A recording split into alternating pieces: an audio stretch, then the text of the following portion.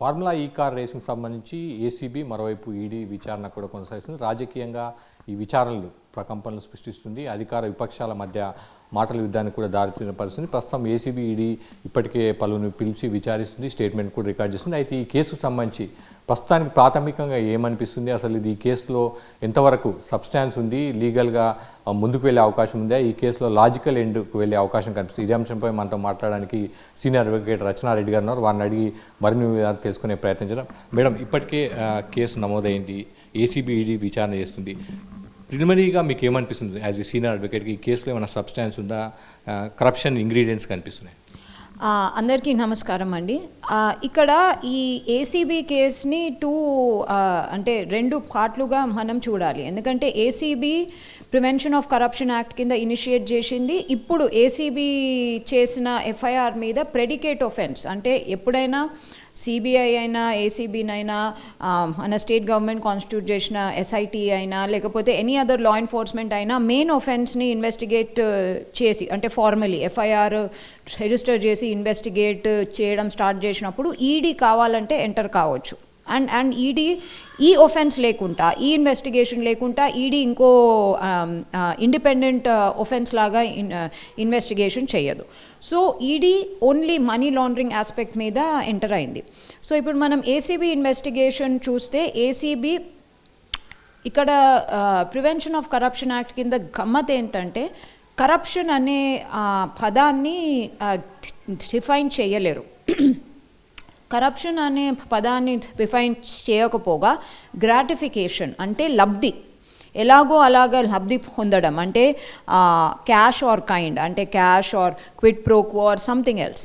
So ఆ లబ్ధి వీళ్ళకు చేకూరిందా అనేది మనం చూడాలి. సో ఇప్పుడు కేటీఆర్ అయినా లేకపోతే పిఎల్ఎన్ రెడ్డి, అరవింద్ కుమార్ అయినా వీళ్ళకు ఎలాగో అలాగా లబ్ధి చేకూరింది అనేది ప్రూవ్ చేయగలగాలి. And burden of proof is on the ACB ఇక్కడ. సో ఇక్కడ ఏసీబీ అంటే ఇప్పటి వరకు, అంటే నేను ప్రాథమికంగా నాకు జనరల్ పబ్లిక్ డొమైన్లో ఉన్న ఇన్ఫర్మేషన్ని చూసే నేను మాట్లాడుతున్నాను. ఏసీబీ 409 ఐపీసీ, అది ఐపీసీ ఇప్పుడు ఎట్లా చెల్లుతుందో అది వాళ్ళు ఛార్జ్షీట్లో ఏమైనా చేంజెస్ చేస్తారేమో చూడాలి. 409 criminal breach of trust and section 13 of the prevention of corruption act కింద ఇనిషియేట్ చేశాను. సరే, prevention of corruption act only public అథారిటీస్కి సంబంధించింది అయినా సుప్రీంకోర్టు దాంట్లో పబ్లిక్ రిప్రజెంటేటివ్స్, ఎందుకంటే మనము ఎలెక్ట్ చేసినాం కాబట్టి పబ్లిక్ రిప్రజెంటేటివ్స్ని కూడా దాంట్లో ఇంక్లూడ్ చేసింది. సో పబ్లిక్ అథారిటీస్ ఎవరు ఇక్కడ? అరవింద్ కుమార్, పిఎల్ఎన్ రెడ్డి, రిప్రజెంటేటివ్ కేటీఆర్. సో ఇప్పటి వరకు మనం చూస్తేనైతే ఇక్కడ గ్రాటిఫికేషన్, లబ్ధి ఎక్కడ చేకూరింది? సరే, ఫైనాన్షియల్ రూల్స్ అంటే banking rules, foreign exchange rules, ఈ ఇర్రెగ్యులారిటీస్ ఉన్నాయి, అది కేటీఆర్ వీళ్ళు కూడా ఒప్పుకున్నారు. అండ్ అది క్లియర్గా ఉంది, అంటే దానికి పెద్ద అంటే ప్రో ఆర్ కాన్ ఇన్వెస్టిగేషన్ లేకపోతే దానికి ఇదేం లేదు. ఆ ఫైనాన్షియల్ ఇర్రెగ్యులారిటీస్ క్రిమినలా, అంటే ఇంటెన్షనలీ ఒక క్రైమ్ చేయాలి, నాకు లబ్ధి చేకూరాలి అనే దాంతో చేసిందా అనేది ఏసీబీ ఇన్వెస్టిగేట్ చేయాలి. అండ్ ఈ ఫైనాన్షియల్ ఇర్రెగ్యులారిటీస్లో అకౌంట్ టు అకౌంట్ ట్రాన్స్ఫర్ జరిగింది. అకౌంట్ టు అకౌంట్ ట్రాన్స్ఫర్ జరిగినప్పుడు ఈడీ ఇప్పుడు మనీ లాండరింగ్ ఇన్వెస్టిగేషన్ స్టార్ట్ చేసింది. ఈడీ కూడా మనీ లాండరింగ్ జరిగింది జరగలేదు అని ఇప్పటివరకు ప్రాథమికంగా కూడా ఒక కంక్లూజన్ కాదు, ఒక ప్రైమా ఫేషియా ఎస్టిమేషన్ కూడా రాలేదు. ఒక ECIR, enforcement case information report open చేసి, అది ఎఫ్ఐఆర్ లాంటిది, పిఎంఎల్ఏ యాక్ట్ కింద ఈడీ ఈసీఐఆర్ ఓపెన్ చేస్తుంది. సో ఒక enforcement case information report open చేసి మనీ లాండరింగ్ ఆస్పెక్ట్ నుంచి చూస్తుంది.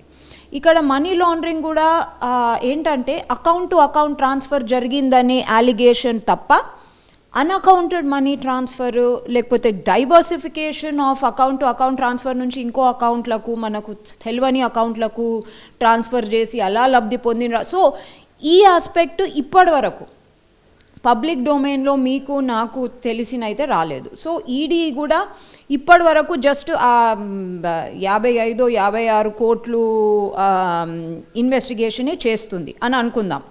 సో ఇప్పుడైతే ప్రాథమికంగా ఏసీబీ గ్రాటిఫికేషన్ ప్రూవ్ చేయాలి. ఈడీనేమో మనీ లాండరింగ్ ఆస్పెక్ట్ నుంచి చూస్తుంది కాబట్టి మనీ లాండరింగ్ జరిగిందా అనేది ప్రూవ్ చేయాలి. ఇక్కడ ఏసీబీ సో ప్రాథమికంగా గ్రాటిఫికేషన్ అనుకుందామండి. గ్రాటిఫికేషన్ ఏంటి? నిన్నగాక మొన్న మనకు వచ్చిన సమాచారం ప్రకారం గ్రీన్కో ప్రమోటర్గా ఉన్న గ్రీన్కో ప్రమోటర్గా ఉన్నప్పుడు దాని తర్వాత ప్రమోటర్గా వాళ్ళు తప్పుకున్నారు, కానీ ప్రమోటర్గా ఉన్నప్పుడు బీఆర్ఎస్ పార్టీకి ఎలక్ట్రల్ బాండ్స్ రూపంగా 41 కోట్లో ఎంతనో చెల్లించారు అని చెప్పేసి. ఫస్ట్ ఇది కంప్లీట్లీ ఇల్లీగల్ ట్రాన్సాక్షన్ అయితే సరే, ఇది క్విడ్ ప్రోకో లేకపోతే ఇట్ ఈస్ దీనికోసమే అని చెప్పేసి వాళ్ళు ఒక కంక్లూజన్కి వచ్చేవారు. కానీ ఇక్కడ ప్రాబ్లం ఎక్కడ వస్తుందంటే ఎలక్ట్రల్ బాండ్స్ అంటే సుప్రీంకోర్టు మొన్ననే ఎలక్ట్రల్ బాండ్స్ ఇక నుంచి నిషేధింపబడ్డాయి అని అన్నారు. ఇక నుంచి ఆల్రెడీ వేరియస్ పొలిటికల్ పార్టీస్కి, నేషనల్ అయినా స్టేట్ అయినా, వాళ్ళ పొలిటికల్ పార్టీస్కి ఎవరైతే డోనర్స్, పెద్ద డోనర్లు చిన్న డోనర్లు ఏదైతే ఇది చేసుకున్నారో ఆ డొనేషన్స్ని తిరిగి ఇవ్వాలి, అవి ఇల్లీగల్ అనే ఒక నిర్ధారణకు సుప్రీంకోర్టు రాలేదు. ఈ ప్రాసెస్ కరెక్ట్ కాదు. మా అంచనా ప్రకారం ఎలక్ట్రల్ బాండ్స్ లాంటివి ఉండొద్దు అని చెప్పేసి ఆ నిర్ధారణకు వచ్చి ఇక నుంచి వద్దు అని చెప్పేసి చెప్పారు. So at that point of time ఈ ఎలక్ట్రల్ బాండ్స్ రూపంలో అట్లీస్ట్ అంటే పొలిటికల్ పార్టీస్ అట్లీస్ట్ ఒక ట్రాన్స్పరెన్సీ, సమ్ కైండ్ ఆఫ్ ఒక బ్యాంక్ ట్రేల్ ఉంటుంది, అంటే పొలిటికల్ పార్టీస్కి డబ్బులు ఎక్కడి నుంచి వస్తాయో అని చెప్పేసి ఎలక్ట్రల్ బాండ్స్ని ఇంట్రడ్యూస్ చేయడం జరిగింది. సో ఆ టైంలో ఈ 41 కోట్లో తక్కువనో ఎక్కువనో ఏందో ఎలక్ట్రల్ బాండ్స్ రూపంలో చెల్లించడం అంటే అది at that point of time it was legal. So ఇది ఇప్పుడు ఎలక్ట్రల్ బాండ్స్ గురించి మాట్లాడదామా? ఎవరు ఏ పెద్ద డోనర్ అయినా చిన్న డోనర్ అయినా ఒక పొలిటికల్ పార్టీ ఐడియాలజీనే నచ్చి లేకపోతే ఇంకోటి ఏదో నచ్చి లేకపోతే ఒక రకమైన ఏమంటారు ఆప్యాయతోనైతే ఎవరు ఎలక్ట్రల్ బాండ్స్ డొనేట్ చేయరు. Everything is for a specific reason at some point of time policy వైజో లేకపోతే ఎలాగో ఈ పొలిటికల్ పార్టీ వస్తే వాళ్ళకు ఉపయోగపడవచ్చు అని చెప్పేసి ఎలక్ట్రల్ బాండ్స్ ఉంటాయి, అంటే వాళ్ళ డొనేషన్స్ ఉంటాయి. సో దాన్ని ఒక legal tender of transfer at that point of time అప్పుడు ఆ లీగల్ అట్లయితే ప్రతి ఎలక్ట్రల్ బాండ్స్ మన పురోగతులు మనం ఇన్వెస్టిగేట్ చేసుకుంటా వెళ్ళాలి. సో అది impossible. It is not something that any agency should be spending or investing or wasting that time on. So ఇక్కడ ఎలక్ట్రల్ బాండ్స్ దీనికోసమే క్విడ్ ప్రోకో అని అనుకున్నా, ఇక్కడ క్రైమ్ ఏమైతే జరిగిందో అది ప్రూవ్ చేయగలగాలి. ఎందుకంటే జస్ట్ బికాజ్ అదే టైంలో కోఇన్సిడెంటలీ ఈ కాంట్రాక్ట్లో ప్రమోటర్ ఉండే ఎలక్ట్రల్ బాండ్స్ ఇచ్చినంత మాత్రాన అది క్విడ్ ప్రోకో అవుతుంది అని అంటేనైతే దట్ బర్డెన్ అంటే ఏసీబీ మీద ఉన్న బర్డెన్ ఏంది? Beyond reasonable doubt. ఆ beyond reasonable doubt burden meet కాదు అని నా అంచనా. It's my opinion. మేడం ఇప్పటికీ అంటే 2-3 ఇష్యూస్ ఉన్నాయి, 2-3 అంశాలను ప్రధానంగా ప్రస్తావిస్తున్నారు. కోడ్ ఉన్నప్పుడు, ఈసీ కోడ్ ఉన్నప్పుడు మనీ పర్మిషన్ ఈసీ నుంచి పర్మిషన్ తీసుకోలేదు, ట్రాన్స్ఫర్ చేశారని, బిజినెస్ రూల్స్ పాటించలేదని ఆ ప్రొసీజర్స్ ఉన్నాయి. వాటన్నిటి కింద కరప్షన్కు లీడ్ చేసింది, ఇవన్నీ కూడా కరప్షన్కి లీడ్ చేసే విధంగా ఉందన్న ఆర్గ్యుమెంట్ నిలబడుతుందంటారు. అది చాలా కష్టంగా ఇది చేస్తున్నారండి. ఎందుకంటే నేను జస్ట్ ప్రిలిమినరీ ప్రాథమికంగా చెప్తున్నాను, ఇంకా చాలా డిస్కవర్ అవుతుండొచ్చు ఇన్వెస్టిగేషన్లో, డిస్కవరీలో. సో ఇప్పుడు ప్రాథమికంగా నేను అదే అంటున్నాను, RBI regulations violations, FEMA foreign exchange management act violation, ఎందుకంటే 10 కోట్ల కన్నా ఎక్కువ and you have to change the currency, ఆ వైలేషను. సరే, క్యాబినెట్ అప్రూవల్ ఆ వైలేషన్ అంటున్నారు. ప్లస్ ఈసీఐ ఎలక్షన్ కోడ్ ఉన్నప్పుడు మీరు పంపించారంటున్నారు, అది ఎంతవరకు ఈసీఐ ఒప్పుకుంటుందో అది కూడా చూడాలి. సో ఇవన్నీ అంటే బికాజ్ ఇట్స్ అ కమర్షియల్, ఇది మన సోషల్ వెల్ఫేర్ ఆస్పెక్ట్కి, అంటే ఇప్పుడు మన రైతు బంధో లేకపోతే ఇంకోటి ఏదో అలాంటిది కాదు. It's a commercial transaction which the ordinary public voting pattern మీద ఎఫెక్ట్ కానిది. సో అది కూడా మనం చూసుకోవాలి. సో ఇవన్నీ irregularities, I mean financial, RBI guidelines, rules and regulations irregularities criminal అయితాయా లేదా, లేకపోతే వాళ్ళు దాన్ని క్రిమినల్ కింద శతపరుస్తారా లేదా అనేది చూడాలి. Because irregularities may not necessarily be criminal. క్రైమ్కి ఏంటి హెన్స్రేయ, నేను ఇది కావాలని రూల్స్ని ఉల్లంఘన కూడా చేస్తూ నేను ఇది కావాలని నా లబ్ధి కోసం ఇది చేస్తున్నా అనేది క్రిమినల్ మోటివ్ అనేది ప్రూవ్ కావాలి. So irregularities may or may not be crimes. మనం స్టార్టింగ్లో ఒక మాట కూడా విన్నాము, ఈ ఇర్రెగ్యులారిటీస్కి పెనాలిటీ ఇంత ఉంటుందట అని చెప్పేసి. సరే పెనాలిటీ కట్టేసి అదెంతో 40 సంథింగ్ కోట్ల పెనాలిటీనో ఎందో కట్టేసి కూడా ఇది కావచ్చు కదా. So criminal, crime and punishment ఒక జత, ఇర్రెగ్యులారిటీస్ లీడింగ్ టు పెనాలిటీస్. ఇప్పుడు చాలా ఐటీ ఇన్కమ్ ట్యాక్స్ కేసులలో కూడా తెలుసో తెలియకో లేకపోతే నెగ్లిజెన్స్తోనో కొన్ని ఇర్రెగ్యులారిటీస్ చేస్తుంటారు. అంటే మనం పెద్ద ట్యాక్స్ పేయర్స్ అయినా రెగ్యులర్ ట్యాక్స్ పేయర్స్ అయినా. సో అది క్రిమినలే అవుతుందా లేకపోతే పెనాలిటీ కట్టేస్తే అయిపోతుందా అనేది కూడా చూడాలి. సో ఇంకా ఎవిడెన్స్ వచ్చేది ఉంది, ఇంకా ఇన్వెస్టిగేషన్. మొన్న క్వాష్ పిటిషన్ ఎక్స్పెక్టెడ్ రిజల్టే అది. ఎందుకంటే ఇంత ప్రిలిమినరీ స్టేజ్లో ఇంత తక్కువ ఇన్ఫర్మేషన్ ఉన్నప్పుడు, ఇంత ప్రిలిమినరీ స్టేజ్లో ఏ ఆనరబుల్ కోర్ట్ అయినా ఇది అవసరం లేదు అని చెప్పేసి క్వాష్ చేసేది. అందుకోసం కోర్టు కూడా వీళ్ళు చెప్పిన అలిగేషన్స్ రికార్డ్ చేసుకుంది, మన కేటీఆర్ తరఫున న్యాయవాదులు ఇది చేసిన రెస్పాన్సెస్ కూడా రికార్డ్ చేస్తూ, ఇక్కడనైతే it seems to be important to the state and ఈ ఇన్వెస్టిగేషన్ కంటిన్యూ చేస్తూ మీరు డ్యూ ప్రాసెస్ ఫాలో కాండి. దాని తర్వాత ఇన్వెస్టిగేషన్లో ఇంకా చాలా వెళ్ళి కరప్షన్ ఎలిమెంట్ ప్రూవ్ అయ్యి అక్కడ ఈడీ పోనీది సంబంధించింది కాదు, కరప్షన్ ఎలిమెంట్ ప్రూవ్ అయితే ఏసీబీ కోర్టులో ఈ ట్రయల్ నడుస్తుంది, ఈ ఛార్జ్ షీట్ ఫైల్ అవుతుంది, ఈ ట్రయల్ నడుస్తుంది. అక్కడ ఈడీ కూడా మనీ లాండరింగ్ ఆస్పెక్ట్, ఎందుకంటే అన్అకౌంటెడ్ మనీ ఇక్కడ మీరు మాట్లాడతలేరు, ఎక్కడ ఎవరు మాట్లాడతలేరు. సో మనీ లాండరింగ్ డెఫినేషన్లో ప్రొసీడ్స్ ఆఫ్ అ క్రైమ్ అంటారు. మనీ లాండరింగ్ జరిగిందా ప్రొసీడ్స్ ఆఫ్ ద క్రైమ్ అంటే ఒక క్రైమ్ జరిగిందా, దాంట్లో ప్రొసీడ్స్ ఈ అమౌంటా, అప్పుడే money laundering. The conclusion is it's money laundering. So money laundering has proceeds of a crime has led to money laundering అనే కంక్లూజన్కి ఈడీ వచ్చినప్పుడు ఈ ED also will file a charge sheet, అంటే ఆ ఇన్వెస్టిగేషన్ కంప్లీట్ చేసుకొని then that ED కోర్టులో that aspect of the trial under the PMLA act will go on. కానీ గమ్మత్ ఏంటంటే ఇప్పుడు ఏసీబీ అయినా రెగ్యులర్ క్రిమినల్ కోర్ట్స్లోనైనా బర్డన్ ఆఫ్ ద ప్రూఫ్ ఎప్పుడైనా వాళ్ళ మీద ఉంటుంది, ప్రాసిక్యూషన్ మీద ఉంటుంది. కానీ పిఎంఎల్ఏలో burden of the proof is higher and burden of the proof accused మీద ఉంటుంది. అంటే కేటీఆర్ ఒకవేళ అక్కడ ఒక ప్రైమా ఫేషియా మనీ లాండరింగ్ అని కొద్దో గొప్ప ఇన్ఫర్మేషన్ వస్తే కేటీఆర్, బిఎల్ఎన్ రెడ్డి అండ్ అరవింద్ కుమార్ మీదకి అది ఆ బర్డన్ ఆఫ్ ద ప్రూఫ్ అనేది వీళ్ళు ప్రూఫ్ చేసుకోవాలి, లేదు మేము మనీ లాండరింగ్ చేయలేదని చెప్పి. సో అదే వీళ్ళ మధ్యలో వ్యత్యాసం. మేడం, ముందు ఏసీబీకి సంబంధించి మాట్లాడు, మీరు అన్నట్లుగా కరప్షన్ ఎలిమెంట్ గురించే మాట్లాడితే మీరు చాలా కేసులు చూసింటారు, అంటే మీరు వాదించుంటారు, లేకపోతే రకరకాల కేసులు ఏసీబీ చూసింటారు. ఇప్పటికీ అంటే ఎఫ్ఐఆర్ చూస్తే కనుక ఆ కరప్షన్ ఎలిమెంటు ప్రిలిమినరీగా మీకు ఏమైనా కనిపిస్తుందా? ఇప్పుడు కనిపించింది ఇన్వెస్టిగేషన్ కోర్స్ ఆఫ్ టైంలో బయటకు వచ్చే అవకాశం ఉన్నట్టు మీరు ఏమన్నా ఛాన్స్ ఉందా అట్లా? అంటే ఇనిషియల్గా లేనప్పుడు over a period of time ఇన్వెస్టిగేషన్లో బయటపడే అవకాశాలు ఎంతవరకు ఉంటుంది? అంటే పర్సెంటేజ్ అనుకుందాం, ఎంతవరకు ఛాన్స్ ఉంటుంది?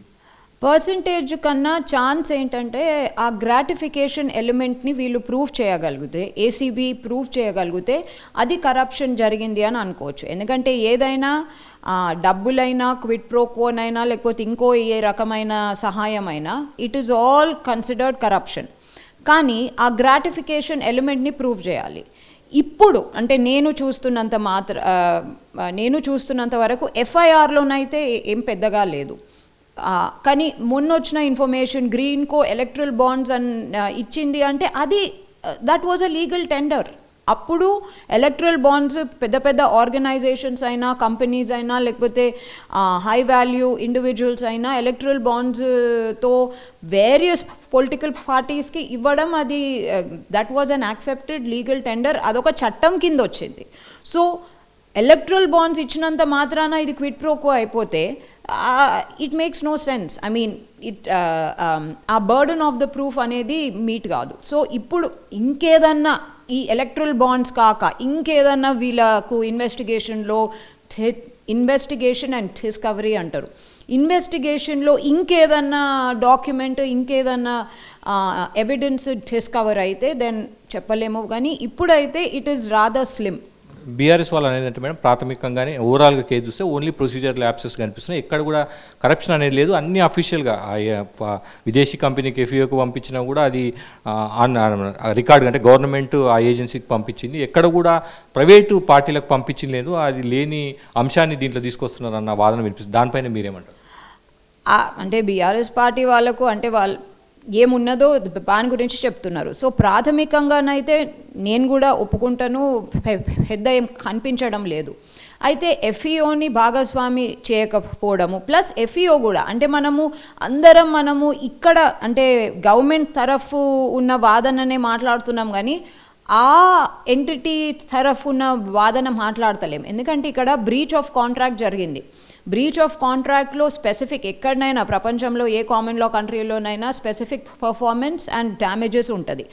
వాళ్ళు మొన్ననో ఎప్పుడో కలిసి మేము ఒక సీజన్ 9 సక్సెస్ఫుల్లీ కంప్లీట్ చేసినాము, సీజన్ 10 కోసం రెడీ ఉన్నాము, మా ఇన్ఫ్రాస్ట్రక్చర్ గిట్లా కూడా అంత రెడీ ఉన్నది అని వచ్చి కలిసి పోయినరు అని మీరే అంటున్నారు. అంటే అందరూ ఇట్స్ ఇన్ పబ్లిక్ డొమైన్.